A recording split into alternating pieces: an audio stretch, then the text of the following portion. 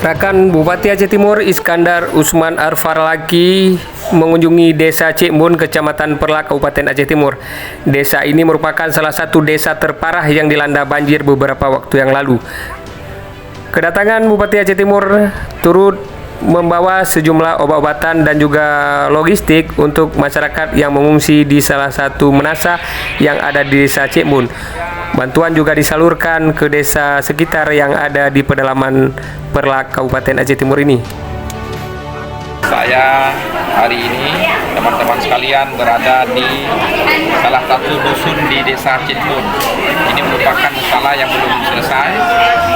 Kita melayani masyarakat untuk kesehatan, yaitu ada relawan tenaga medis yang dikerahkan oleh sahabat saya Bupati Aceh Barat Daya, teman-teman dokter dan teman perawat ini dari Abdia, dibantu juga oleh teman-teman PMI di sini.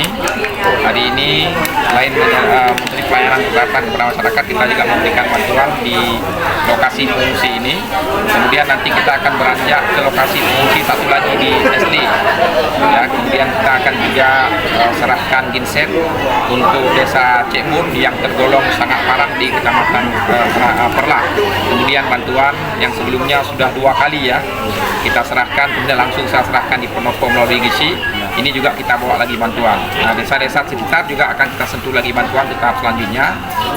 Saat ini apabila ada kekurangan, silakan perangkat desa berkomunikasi dengan camat, karena kita sedang mobilisasi distribusi beras ya, dengan total semuanya seluruh Aceh Timur itu 788 ton. Jadi masing-masing akan disalurkan di kecamatan dan pihak desa melalui para GISI. Terima kasih. Assalamualaikum warahmatullahi wabarakatuh.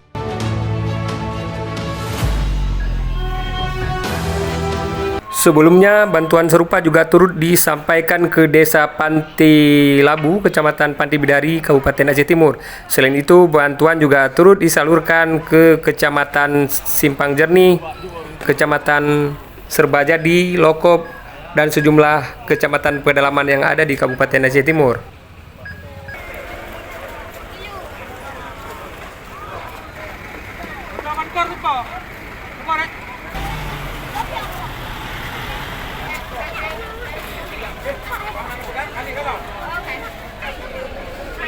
Dari Aceh Timur, Rilisnet mengabarkan.